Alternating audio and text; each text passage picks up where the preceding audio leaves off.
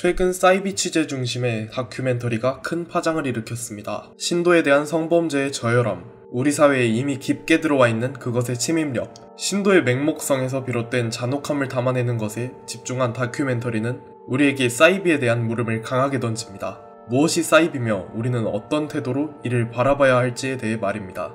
이상한 몸짓과 교리, 거부감이 드는 맹목성 등은 사이비를 다루는 매체에 주로 드러나는 특성이고 우리가 직접적으로 기괴함을 느끼는 지점입니다. 우리는 무의식적으로 그런 행동을 하는 사람들과 자신을 다른 분류로 나누고 나는 절대 속할 수 없는 세상이라고 단정짓습니다.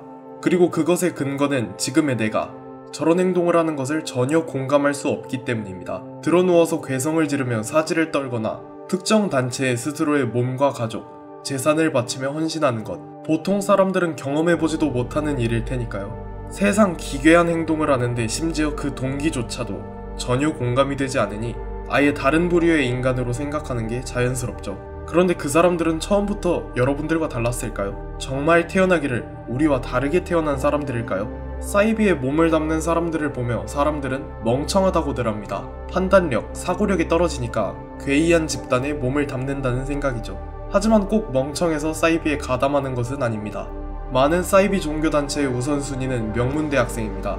아마 고급 인력을 단체에 들이면 도움이 많이 되고 아예 종교를 믿지 않는 사람보다는 어느 정도 스스로 생각을 해본 사람이 더 쉽게 빠져서가 아닐까 싶습니다. 실제로 많은 명문대생들이 이에 포섭됩니다. 사이비에 몸을 담은 사람들은 여러분들과 크게 다르지 않은 사람들이고 학습력 면에서는 비교적 뛰어난 사람들까지도 이런 종교에 몸을 담습니다. 어쩌면 그들과 여러분의 차이는 사이비에 빠질 기회가 있었는가의 차이뿐일지도 모릅니다. 아닐 것 같나요? 아직도 자신과 이런 사이비에 빠지는 사람들이 다른 부류의 인간들이라고 느낀다면 이 물음에 답해보세요. 어떤 종교가 사이비고 사이비를 믿으면 안 되는 이유가 뭔가요? 쉽게 답할 수 있다면 어쩌면 정말로 그들과 다른 사이비를 믿지 않는 부류의 인간일 수 있겠죠. 뭉뚱그려서 사이비는 신이 아니라 교주를 믿어요 하는 식의 추상적인 대답은 지양해봅시다. 종교는 특히 무엇이 일반적이고 무엇이 특이한지를 구분하기 어렵습니다. 교리면에서 보아도 개신교, 천주교, 기독교 등 비슷한 뿌리의 종교더라도 갈리는 종교들이 많고 그 안에서도 목사나 신부 개인의 해석 차이가 있을 수 있죠. 또 교주를 믿냐는 질문도 굉장히 까다롭습니다. 선생님이던 선배던 자기가 관심 있는 분야에서 자기를 이끌어주는 사람을 지지하고 믿는 경우는 많습니다. 종교에 심취한 사람에게는 목사나 전도사가 이에 해당할 수 있죠. 때문에 사이비는 신이 아니라 교주를 믿어요 라는 정의는 누군가에게는 와닿지 않는 대답일 겁니다. 이렇게 붕 뜬 지침은 오히려 이상한 단체들이 파고들 명분을 제공할 수 있어요. 누군가에게 포섭받던 사람이 자신있게 이 단체는 신이 아니라 교주를 믿는 것 같은데요? 이상한 곳이잖아요? 하고 말할 때 자기를 이끌어주는 사람을 믿는 건 일반적인데요? 하고 반박하면 내가 모르는 것을 짚어주고 가르쳐주는 사람처럼 느껴질 수 있고 이후 상대방의 말에 묘하게 신뢰감이 생길 수 있죠. 무엇보다도 어떤 종교에 막 들어가는 사람은 그 종교가 정확히 어떤 교리를 주장하는지 잘 모르잖아요. 교회에 처음 가면서부터 스스로 성경에 대한 견해를 가지고 있고 목사와 어떤 지점에서 다른지 토론을 하고 들어가는 사람은 거의 없죠. 때문에 이 종교가 제대로 된 신을 믿는지 아닌지 교리 차원에서 구분하기는 정말 어렵습니다. 믿는다는 개념 자체도 애매한 경향이 있고요. 그래서 쉽게 휘둘리지 않고 단단한 가치관을 가지기 위해 우리는 원론적인 것부터 물어야 합니다. 사이비가 뭘까요?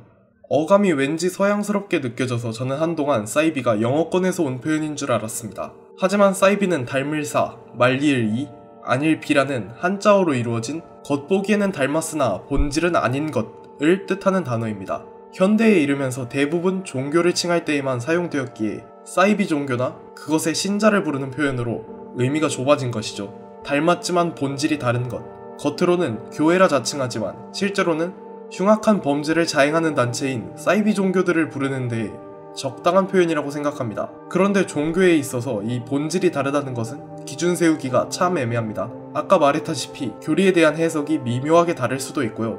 처음 종교에 몸을 담는 사람 입장에서는 그 기관에서 주장하는 것이 진짜고 오히려 차이가 있는 다른 기관이 사이비처럼 보일 수도 있습니다. 아주 극단적으로 자기가 예수의 재림이라고 주장하는 사람이 있다고 해봅시다. 보통 사이비 교주들이 많이 하는 주장이죠. 저는 종교를 믿지는 않지만 기독교에서는 누군가가 스스로를 재림 예수라고 칭하면 꽤 모욕적으로 느낄 수도 있을 것 같습니다. 그런데 그것을 쉽고 명료하게 반박할 수는 없을 겁니다. 종교와 성경을 소설 정도로 여기는 제 입장에서나 나 예수요 하는 말이 나 혹하게입니다 하는 정도로 터무니없게 느껴지는 거지. 예수와 하나님 그리고 성경이 모두 진실이라고 믿는 사람이라면 성경이 사실이라고 믿음을 유지하면서 저 사람이 종교적 영웅이 아니라고 논리적으로 반박하긴 어려울 겁니다. 직관적으로 교주의 도덕적 결함이 보인다고 해서 그게 그 사람이 종교적 영웅이 아니라는 결론으로만 이어지지는 않을 겁니다. 성경에는 자기를 대머리라 놀렸다고 고물 보내 아이를 찢어 죽인 인물도 있는데 그 인물은 여전히 위대한 선지자로 여겨지죠. 자기가 믿기로 마음먹었다면 어떤 결함이든 단지 결함에 머무는 것이 아니라 어찌저찌 끼워 맞춰서 이유를 만들 수 있습니다.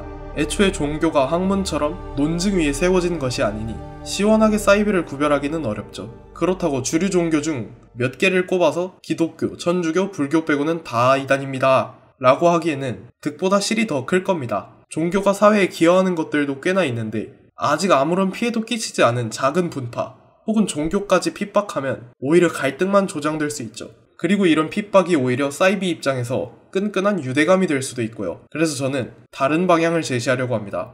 교리나 교주를 살피는 것이 아니라 그 종교를 하나의 사회 집단으로서 얼마나 반사회적인지를 검토하는 것입니다. 문제가 되는 지점이 비주류의 교리가 아니라 반사회적 행태이기 때문에 취지와도 부합하죠. 넷플릭스의 사이비 다큐멘터리 나는 신이다에 나오는 종교단체인 JMS, 아가동산, 코로나 시기에 크게 이슈가 된 신천지까지 정확히 어떤 교리를 믿고 어떤 생활 양식을 가지는지 따질 필요도 없습니다. 사회적으로 큰 범죄를 저질렀고 앞으로 개선할 여지가 보이지 않는다면 그것은 하나의 범죄 집단이고 사회에 숨어든 암세포이자 명령을 기다리는 테러리스트입니다. 사회가 이 조직을 와해시켜야 할 이유가 생긴 것입니다. 한국을 포함한 몇몇 나라들에서는 사회 차원에서 사이비를 특별히 신경 쓰지 않습니다. 한국에서는 범죄 사실이 드러나더라도 해당 종교단체 자체를 다루는 것이 아니라 범죄에 직접 연루된 인물들만 다루는 식이고 이조차도 예방보다는 처벌 위주의 제도입니다. 그에 비해 일본은 과거 테러 사건 이후로 사이비를 중대한 공안 문제로 인식하고 감시를 강화했습니다. 종교의 자유를 인정하는 국가 중 세계 최고 수준으로 사이비를 경계하는 프랑스와 독일은 종교단체로 인정을 받으려면 국가의 심사를 통과해야 한다거나 국가가 직접 해산을 명령할 수도 있습니다. 사이비에 빠지는 사람들은 우리와 다른 사람들이 아닙니다. 지극히 평범한 사람들이고 어쩌면 심적으로 불안정한, 오히려 배려받아야 할 약자들일 수도 있습니다. 이런 사람들을 사이비는 끌어들입니다. 마치 병균처럼 한 번 빠진 사람은 그 스스로 매개가 되어 다른 이를 끌어들입니다. 언젠가 우리와 우리의 지인이 연루되기 전에 사회가 잘 정리되었으면 좋겠습니다.